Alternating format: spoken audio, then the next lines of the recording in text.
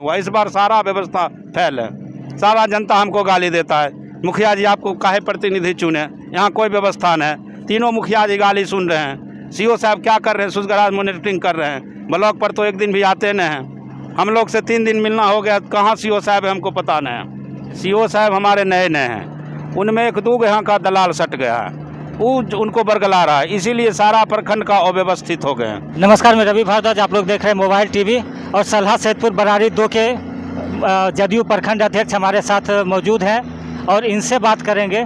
यहाँ पर सीओ जो भी व्यवस्था कर रहा है बाढ़ राहत राशि को लेके, इसमें स्थानीय प्रतिनिधि या स्थानीय जो भी सामाजिक कार्यकर्ता है उनको छोड़कर 1-2 जो जिनको कि दलाल कहा जाता है ब्लॉक के भाषा में, उनके साथ मिलकर वो काम कर रहे हैं और आप लोगों को छोड़ दिया जाता है। इस वजह से जनता तक सुविधा मुहैया नहीं हो पाता है, तो इसके बारे में आप क्या कहिएगा? हम तो 16 का भी बाढ़ देखे, उस टाइम भी हम मुखिया प्रतिनिधि थे। 19 का बाढ़ देखे और 21 का बाढ़ देखे, उस बनस्पति इस बार सारा व्यवस्था फेल है। सीओ साहब को हम बार बार आग्रह किए, जहाँ पे यहाँ का जितने जनप्रतिनिधि हैं, चाहे मुखिया जी हो, सरपंच जी हो, पंचायत समिति हो, प्रमुख हो, जिला परिषद हो, सबकी एक बैठक होनी चाहिए। उसके बाद कैसे कैसे क्या होना चाहिए प्रखंड में, कहाँ कहाँ नाव देनी चाहिए। विधायक जी हमको बोले जहाँ जहाँ आपको नाव देना है हमको व्हाट्सएप पर भेज दीजिए। उनके व्हाट्सएप पर हम लिख के भेजे थे 25 नाव दे दीजिए, उसके बाद हमको दिक्कत नहीं होगा, तत्काल हम लोग देख लेंगे। सीओ साहब के व्हाट्सएप पर हम भेज देंगे, भेज दिए। 38 नाव सीओ साहब कागज़ पर चला रहे हैं, हमको पता नहीं है हमारे पंचायत के बारे में, या हमारे पंचायत में कितना नाव चल रहा है। उनको हम 20 बार 25 बार बोल चुके हैं, कहाँ से नाव चलवा रहे हैं, कैसे चलवा रहे हैं, कौन चलवा रहा है, उसका लिस्ट अथी कर दीजिए, जो सब मुखिया देख लेंगे, सब जनप्रतिनिधि देख लेंगे, सारा जनता देख लेंगे कहाँ कहाँ नाव चल रही है, सरकारी नाव। हर नाव में झंडा लगवाइए, वहाँ पर एक सरकारी कर्मी दीजिए, कौन नाव कहाँ से आ रहा है और कहाँ जा रहा है, इसकी कोई व्यवस्था अभी तक नहीं है। कल हमारे माननीय विधायक जी आए थे, राजकुमार बाबू, वो भी सीओ साहब को बोले कि जितने भी नाव चलवा रहे हैं उसको सब प्रतिनिधि के मोबाइल पर शेयर कीजिए, ताकि सब प्रतिनिधि समझ सके कहाँ कहाँ नाव चल रहा है, जनता को सूचित करें।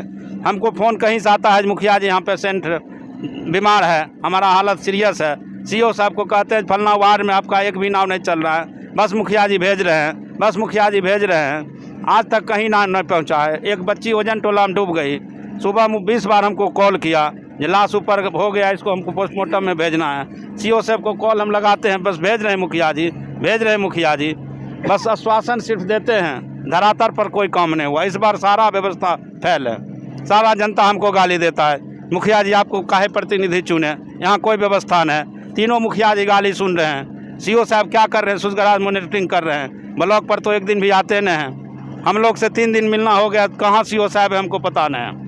अच्छा, ऊपर डीएम से या कहीं ऊपर शिकायत किए हैं, तो इसके लिए क्या कुछ निवारण नहीं किया जाता? एसडीओ साहब को हम बोले थे, एसडीओ साहब हम 300 पब्लिक खड़ा है मनिया पर, आपका एक भी नाव है, सीओ साहब फ़ोन भी नहीं उठा रहे हैं। एसडीओ साहब बोले देखिए मुखिया जी, सीओ साहब हनुमान तो नहीं है।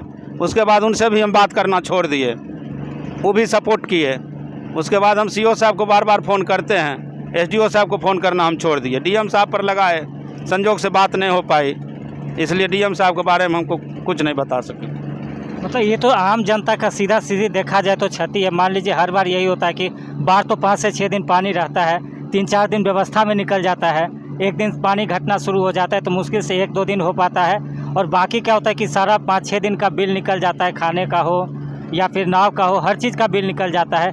और पन्नी की तो इस बार चर्चा ही नहीं सुन रहे हैं कि लोग पन्नी का भी मांग कर रहे हैं, क्योंकि नाव नहीं है। दूसरा है कि लोगों के पास बात करने के लिए बिजली नहीं होने के वजह से फ़ोन भी है, नेटवर्क भी यहाँ सही से नहीं पकड़ रहा है। तो बिजली के स्थायी समाधान के लिए यहाँ पर क्या कुछ प्रयास किया जाना चाहिए?